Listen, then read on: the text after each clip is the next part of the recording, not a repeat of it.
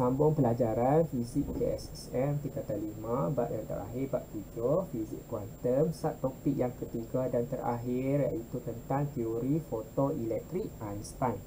Okey, sebelum ni kita belajar tentang teori kuantum cahaya, bahawa cahaya itu bukan saja bersifat gelombang, dia bersifat seperti zarah juga. Dan kita boleh terangkan prinsip jasad hitam, macam mana fenomena jasad hitam itu melalui teori kuantum cahaya, bahawa tenaga cahaya itu adalah tenaga diskrit dan dia terdiri daripada paket-paket tenaga lah. Lepas tu kita juga belajar bahawa cahaya itu mempunyai dua sifat, gelombang dan zarah, iaitu yang diterangkan melalui teori kedualan zarah gelombang oleh de Broglie. Lepas tu sebelum ni kita belajar juga bahawa kita boleh buktikan cahaya itu bersifat kuanta ataupun bersifat diskrit melalui kesan fotoelektrik. Okey, kesan fotoelektrik bahawa satu foton pun dah memadai untuk mengeluarkan satu elektron daripada permukaan logam, diberi bahawa frekuensi dia tu adalah frekuensi lebih daripada frekuensi ambang ataupun samalah dengan frekuensi ambang. Dan dia tidak bergantung kepada keamatan cahaya, sebab keamatan cahaya itu akan mempengaruhi bilangan fotoelektron yang keluar daripada logam. Dia bukannya meningkatkan tenaga kinetik fotoelektron.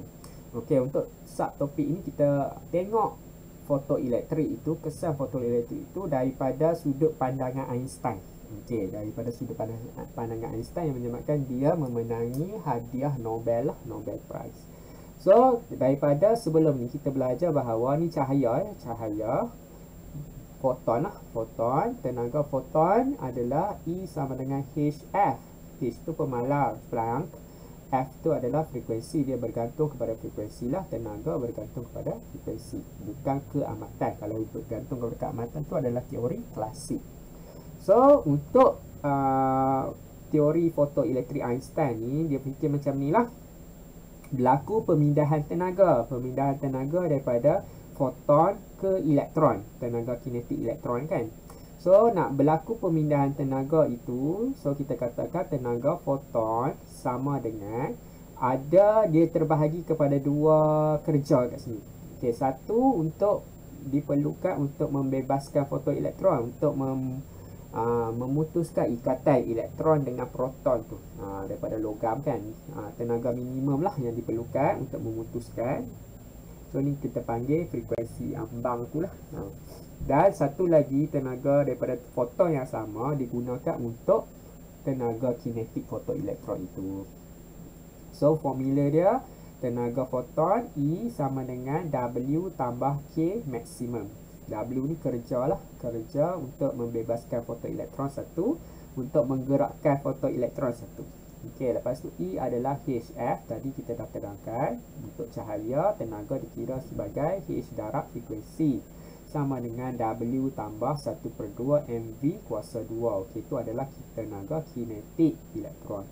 Lepas tu kalau kita nak kira tenaga kinetik, so 1/2 MV kuasa 2 maksimum sama dengan HF tolak W. So ni kita namakan sebagai persamaan fotoelektrik Einstein.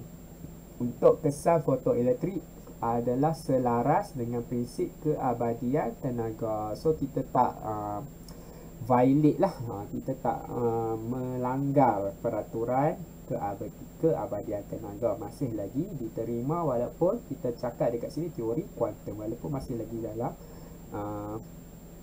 teori kuantum kita masih lagi obey keabadian 3, mematuhi keabadian tenaga.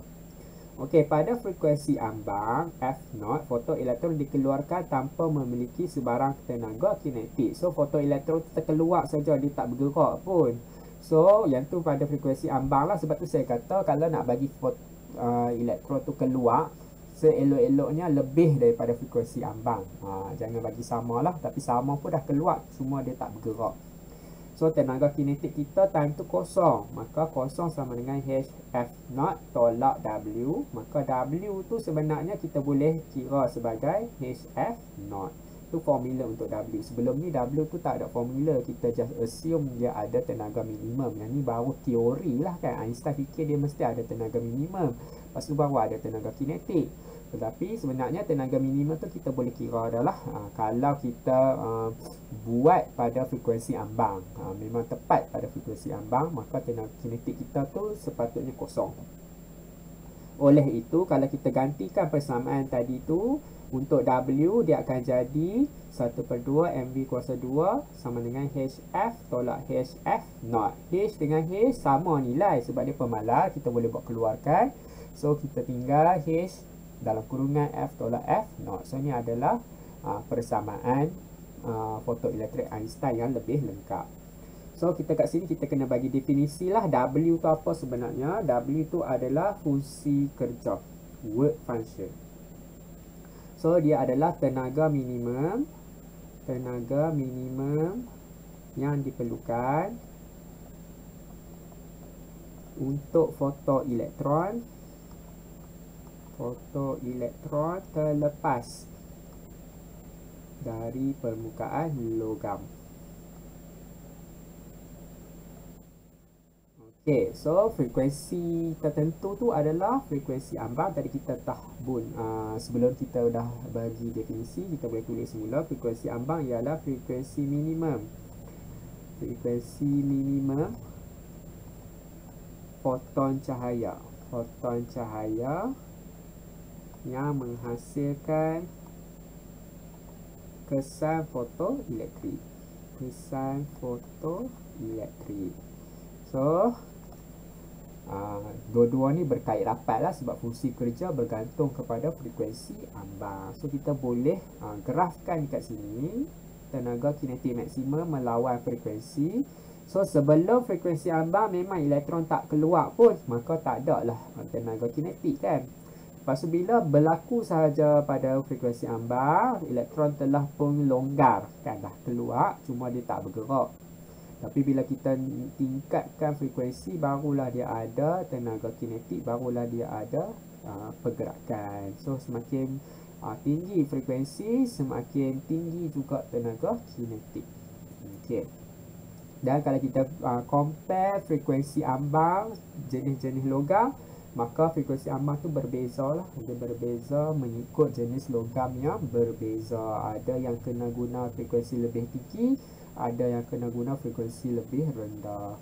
So, berdasarkan persamaan Einstein, K maksimum sama dengan HF tolak W fungsi kerja. Maka jika K maksimum sama dengan kosong, frekuensi adalah sama dengan frekuensi ambang, maka HF not tolak W sama dengan kosong, W sama dengan HF not. Yang ni telah pun ditunjukkan sebelum ini, penegasan sahajalah. Okay, contoh 1. Cahaya biru berfrekuensi 6.67/10^14 Hz disinarkan ke atas permukaan logam cesium yang bersih. Berapakah tenaga kinetik maksimum fotoelektron yang terpancar keluar? K maksimum sama dengan HF tolak F not. So, H adalah 6.63/10^34. F fungsi kerja frekuensi dulu 6.67/10^14. Fungsi kerja cesium. So, yang ni tolak teruslah, tolak 3.43. Tolak 3.43/10^19. So, yang ni bukan formula ni kita guna formula HF tolak W. Okay. So, kita akan dapat jawapan 9.92/10^20 Joule. Okey, contoh 2, rajah menunjukkan graf perubahan tenaga kinetik bagi fotoelektron yang dibebaskan daripada logam litium untuk frekuensi cahaya yang berlainan. Tentukan frekuensi ambang daripada graf dan hitungkan nilai fungsi kerja. Frekuensi ambang kita ni dekat sinilah, lebih kurang 5.6. Kalau tengok ni nampak jelas dia jadi 5.6/10^14 Hz. Itu adalah frekuensi ambang F0. Lepas tu fungsi kerja adalah HF0. 6.63/10^34 darab dengan 5.6/10^14. Kita akan dapat 3.71/10^19 Joule. Okey, contoh 3, berapakah hala laju maksimum fotoelektron yang terpancar keluar apabila cahaya monokromatik disinarkan ke atas logam mempunyai fungsi kerja 2.00 elektron volt.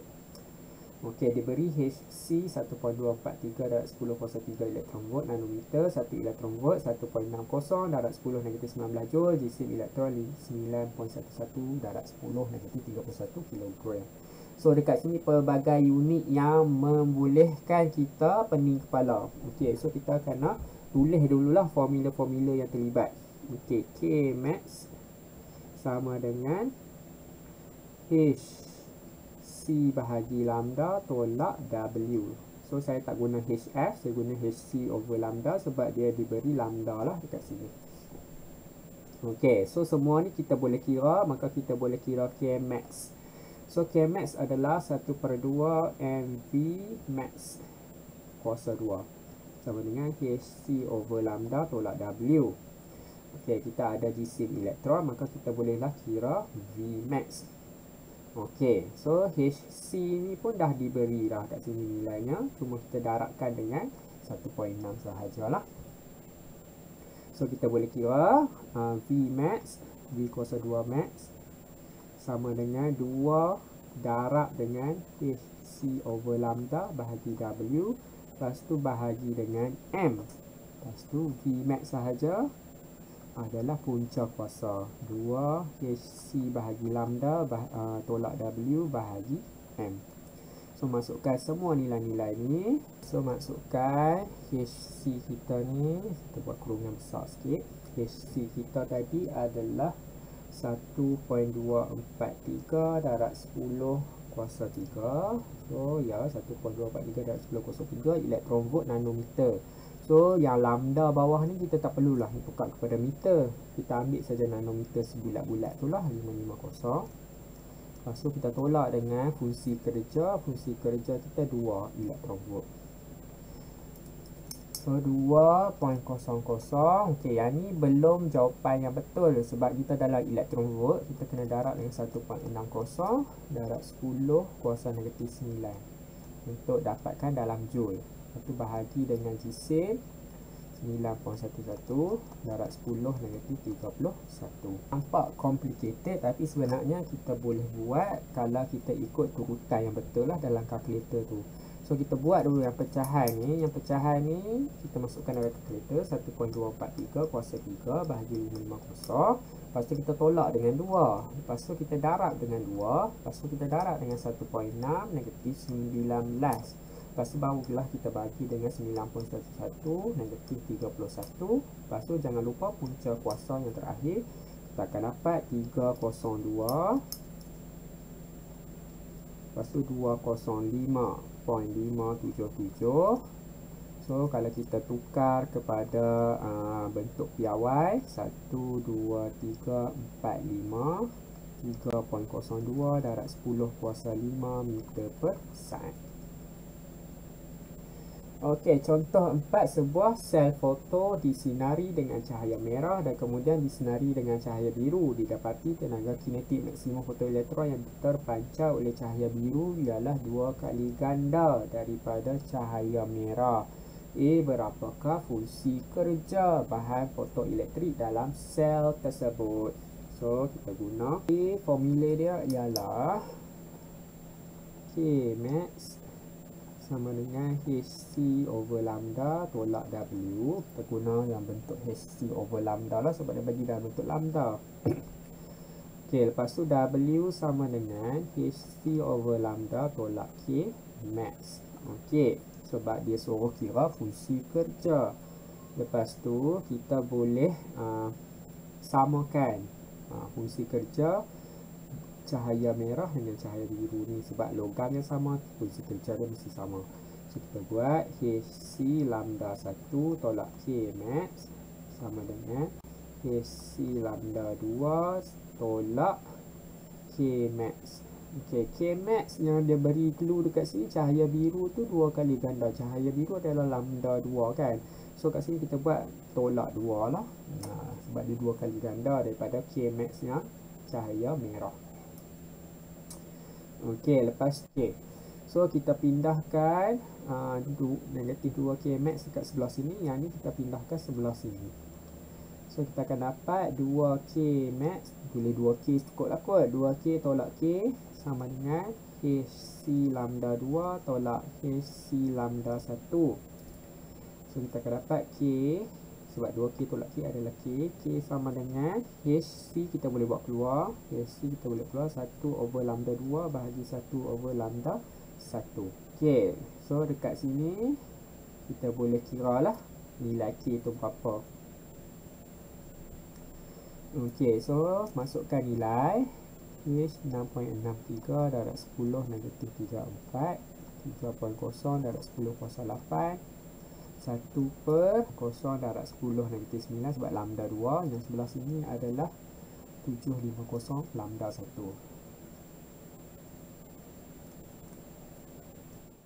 Masuk dalam kalkulator.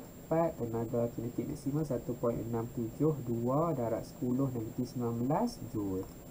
Okey, so kita tahu K max adalah HC bahagi lambda tolak W tadi. So nak kira W adalah HC bahagi lambda tolak K max. So masukkan nilai 6.63 darab 10 kuasa negatif 34. 3.0 darab 10 kuasa 8 bahagi lambda untuk lambda 1 ya. 750 darab 10 negatif 9 tolak K max yang tadi 1.672 darab 10 negatif 19. Kita akan dapat 9.80 darab 10 negatif 20 joule. Okey, so agak panjang tapi boleh buat. B berapakah panjang gelombang ambang? Panjang gelombang ambang. Okey, so W sama dengan HF0. Tapi kita sebenarnya boleh buat macam ni lah. W sama dengan HC lambda 0.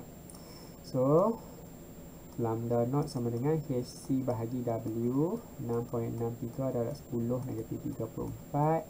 3 darab 0 10 kuasa 8 bahagi W yang kita kira sekejap tadi 9.8 negatif 20. 9.8 darab 10 negatif 20. Kita akan dapat lambda 0 2.03 10 negatif 6 meter. Galeri maklumat. Panjang gelombang minimum cahaya yang diperlukan oleh logam untuk memecahkan elektron dikenali sebagai panjang gelombang ambang. Lambda 0 bagi logam tersebut sama lah. Tadi kita dah cakap lah kat sini. HF0 kita boleh tulis sebagai HC lambda 0. Okey, kita tengok juga litar fotoelektrik, litar sel foto. Okey, so kat sini kita ada macam bulb lah, macam mentol, tapi dalam ni kita ada cathode dengan anode lah dalam mentol tu. So yang ni adalah lebih kurang macam LDR, macam mana LDR berfungsi dalam pelajaran elektronik. So dalam ni ada tiup kaca, kita ada cathode, kita ada anode, ada vacuum. So kita ada cahaya.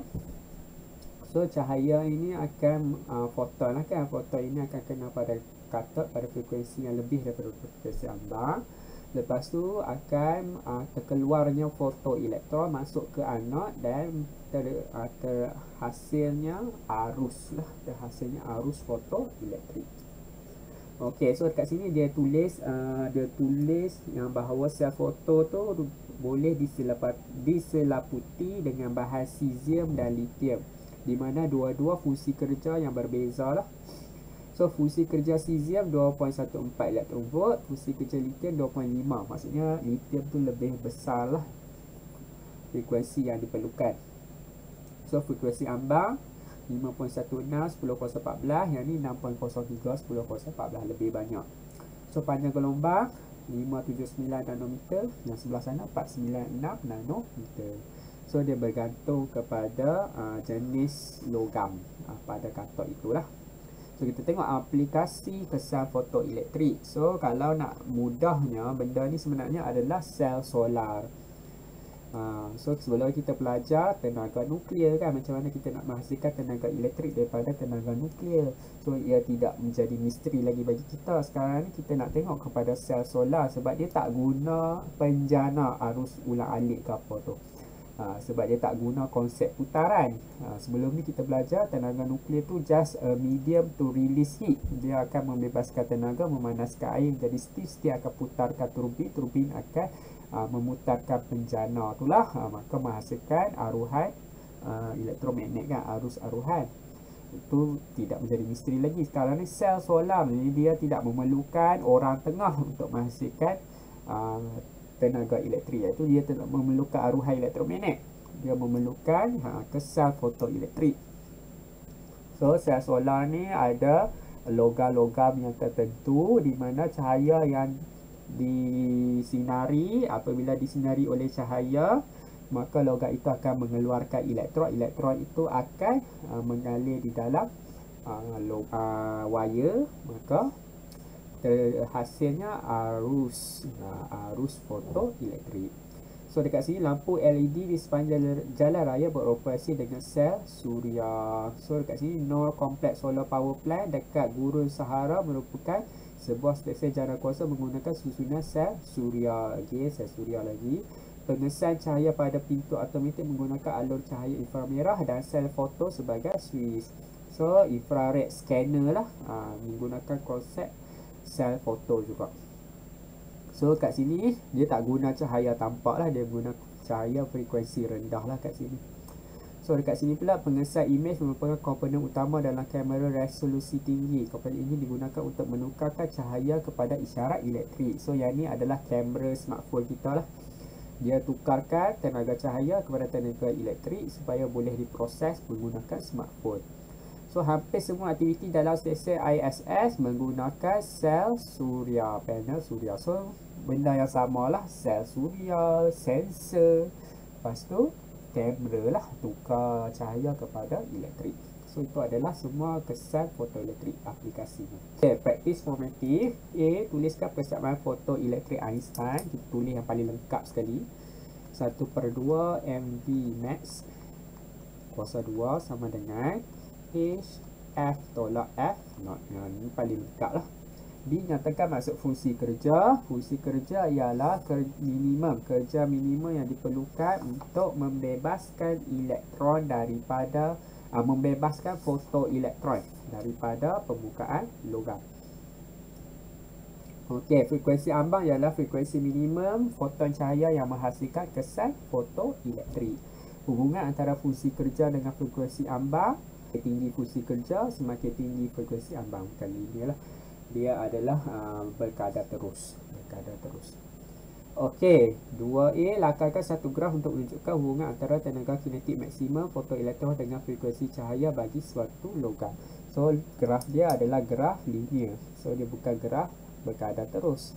So dia start daripada kosong kat sini, K max dengan F. So dia start macam ni lah. Sini adalah frekuensi ambang. B. Apakah yang diugali oleh kecerunan graf? Kecerunan graf adalah pintasan dan pintasan graf bagi graf lakaran ni. So pintasan adalah F0. Kecerunan adalah pemalar Planck. Lepas tu kalau graf ni kita ekstrapolasi dot lah, kalau ekstrapolasi dekat sini adalah tenaga kinetik minimum W. So itu adalah fungsi kerja sebenarnya. 3. Apabila sejenis logam yang mempunyai fungsi kerja disinari dengan cahaya ungu, berapakah tenaga kinetik maksimum? So K max sama dengan HF, kali ini guna lambda, so HC over lambda tolak W. So 6.63 10 ×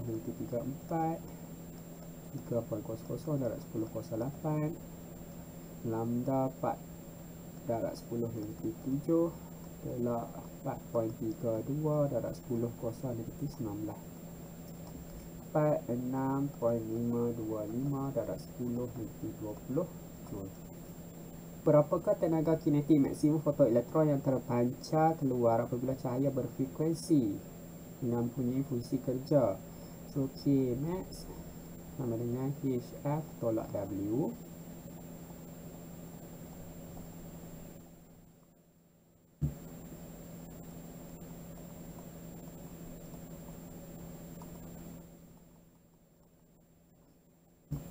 0.1042 darab 10 iaitu 20 Joule. Berapakah fungsi kerja untuk satu logam jika frekuensi ambang? So yang itulah dia punya formula dia, HF0.